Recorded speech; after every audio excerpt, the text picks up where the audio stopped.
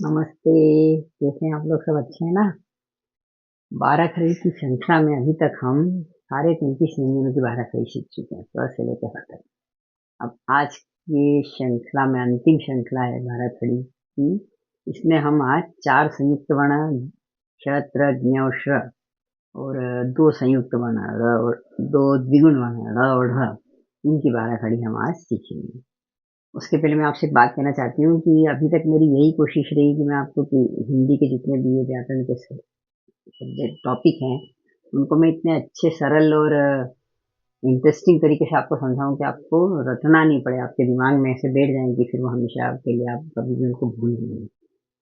ये मेरी कोशिश रहती है। तो अगर आपने अभी तक मेरे चैनल को सब्सक्राइब, लाइक, शेयर नहीं किया तो प्लीज़ अभी कर दें, ताकि ज़्यादा से ज़्यादा लोगों को इसका फ़ायदा भी मिले और आपको भी मेरे नए वीडियो के बारे में पता चलता रहे। तो चलिए शुरू करते हैं। तो सबसे पहला हमारा संयुक्त वर्ण है क्ष। तो क्ष से जैसे पक्ष या क्षमा, क्षत्रिय, क्षण, क्षमा की मतलबक्षा। तोକ୍ଷା से जैसे क्षार, मतलब जैसे पानी में बहुत क्षार है, यहाँ के पानी में बहुत खार है, क्षार उसका वर्ड है।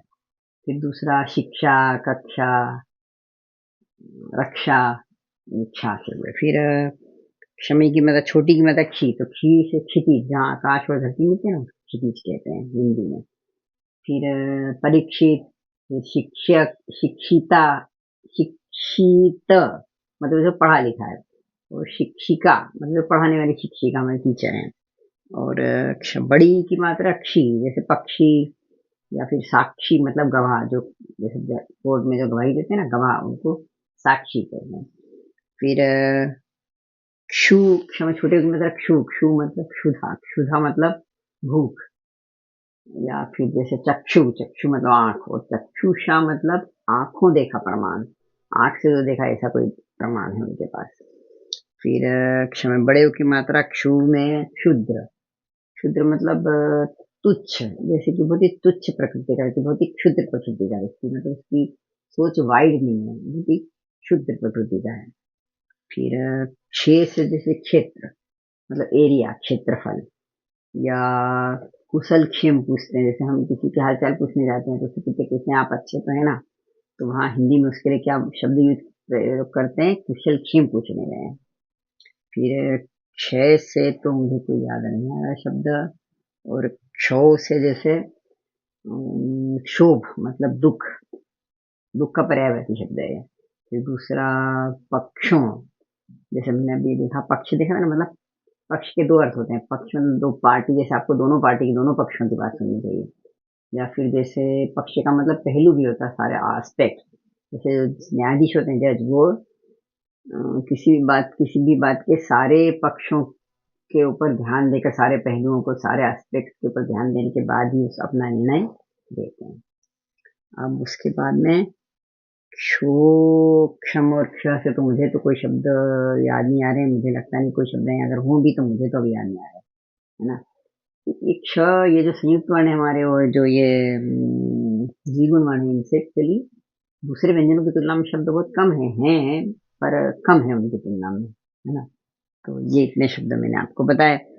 अगला हमारा संयुक्त वर्ण है त्र।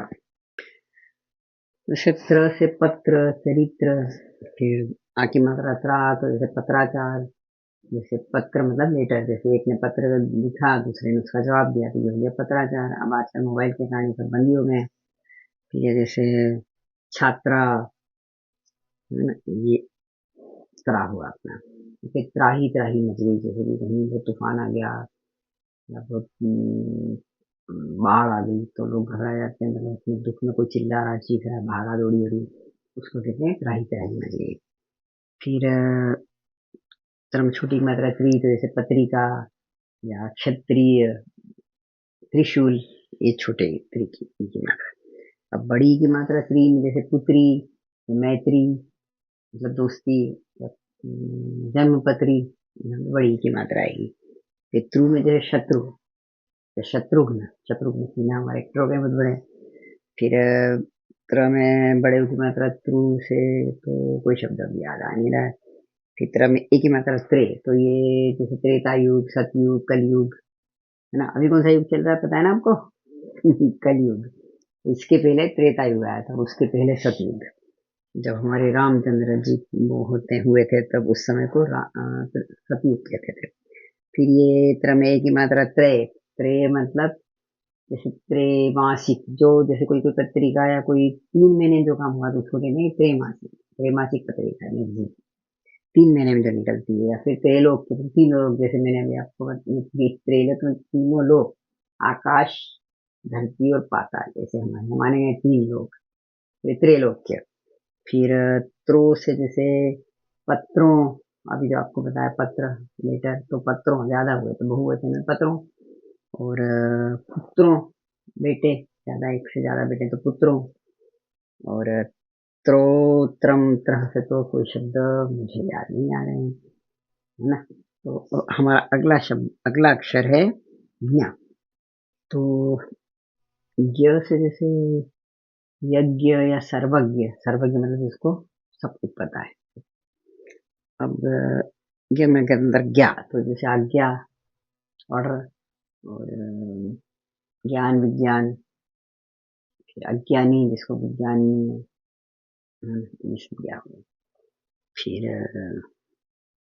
ज्ञात, अज्ञात भी होता है, जैसे अज्ञात जहां जिसके बारे में कुछ पता नहीं परिस्थिति, उसको अज्ञात कहते हैं। अज्ञात जगह पे जाना है मुझको, है ना, जिसके बारे में कुछ पता ही नहीं अपने को, ज्ञात, ज्ञात नहीं, ज्ञान नहीं है जिसके बारे में। फिर यह में छोटी की मात्रा गी से तो कोई शब्द याद नहीं आ रहा मुझे। और यह में बड़ी की मात्रा गी से भी एक ही शब्द भी याद आ रहा है, साम्राज्ञी, मतलब महारानी। जैसे हम राजा रानी, महाराजा महारानी जो होते हैं, उसमें महारानी के लिए साम्राज्ञी और महाराजा के लिए सम्राट, है ना। अब अगला है ग्यू और छोटा, छोटे की मात्रा बड़े की मात्रा, इन दोनों से मुझे कोई शब्द याद नहीं आएंगे। अगला है ई की मात्रा गे, तो गे से जैसे गे, ये मतलब जानने योग्य, नोएबल चीजें हैं, जिनके बारे में जाना जा सके। ऐसे इसमें भी अज्ञेय होता है, जिनके बारे में हम कुछ जान नहीं सकते। बहुत सी बातें ऐसी दुनिया में है जिनके बारे में हमको पता ही नहीं, जिनके बारे में जान नहीं सकते, तो वो अज्ञेय हुई। अब ये गे से भी मुझे कुछ शब्द याद नहीं है। एक्चुअली ग जो वर्ण है, इससे बहुत कम शब्द में है हिंदी भाषा में, और जितने भी उनको हमको समझना जानना तो पड़ेगा ही, है ना। तो चलिए, जितने हैं थोड़े बहुत सीख लेते हैं हम।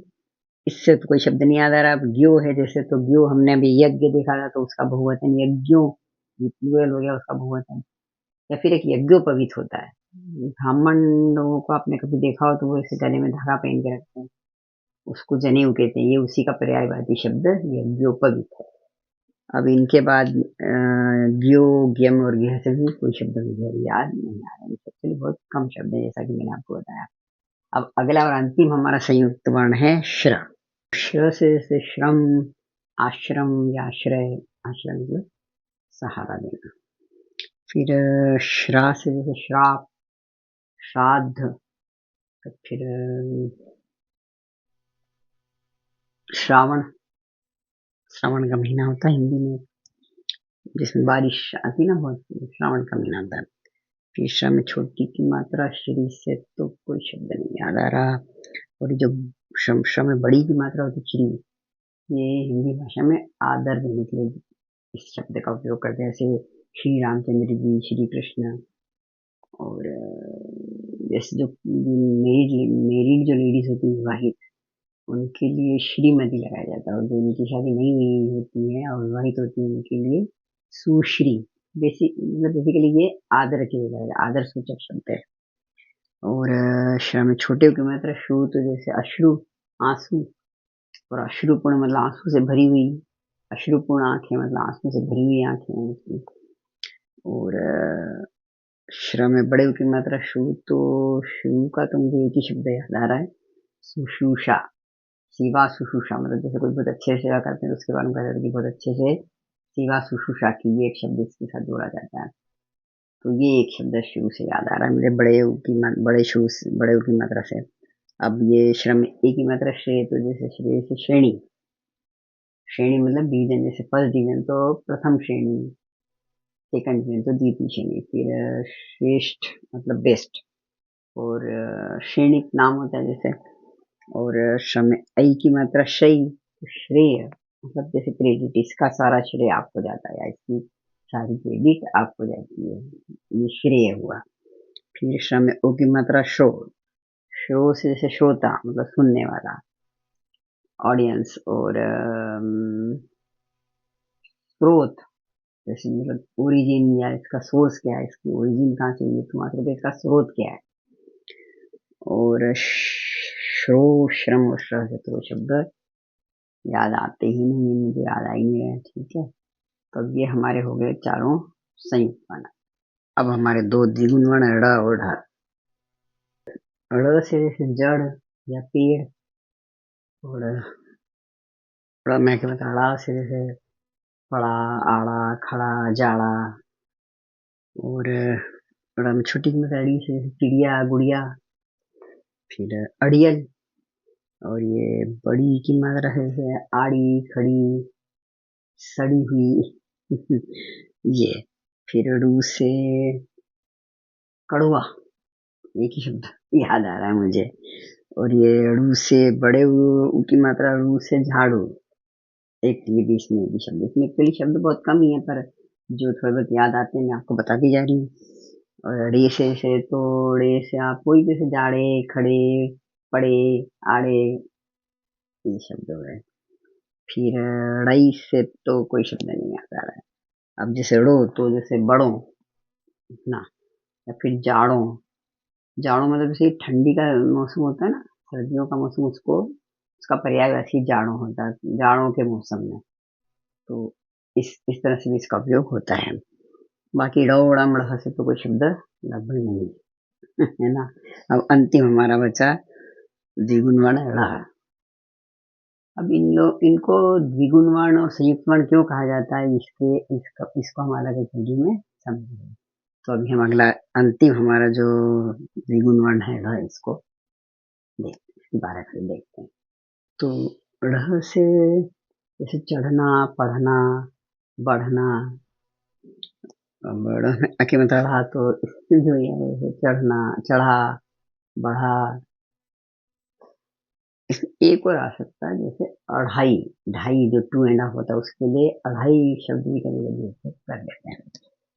फिर हमें छोटी की मात्रा अड़ी तो जैसे बढ़िया, या फिर सीढ़ियाँ, अगर ज्यादा है तो छोटी की मात्रा की सीढ़ियाँ है, और एक ही सीढ़ी है तो बड़ी की मात्रा सीढ़ी। इसके अलावा चढ़ी, बढ़ी, पढ़ी, ये हुए।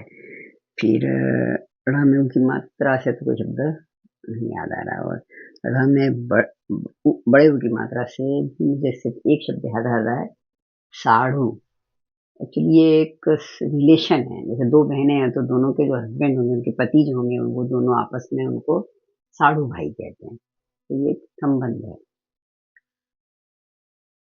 पढ़ाई से कोई शब्द नहीं याद आ रहा है। और वो से भी वही अपना जैसे चढ़ो, बढ़ो, पढ़ो। और आगे जो ओढ़ है, इनसे तो कोई शब्द लगभग नहीं है। तो ये आज हमारी सारे वर्णों की 12 कड़ी संपन्न हुई। अब किसी नए विषय के साथ अगले वीडियो में फिर मिलते हैं, तब तक के लिए नमस्ते, धन्यवाद, बाय।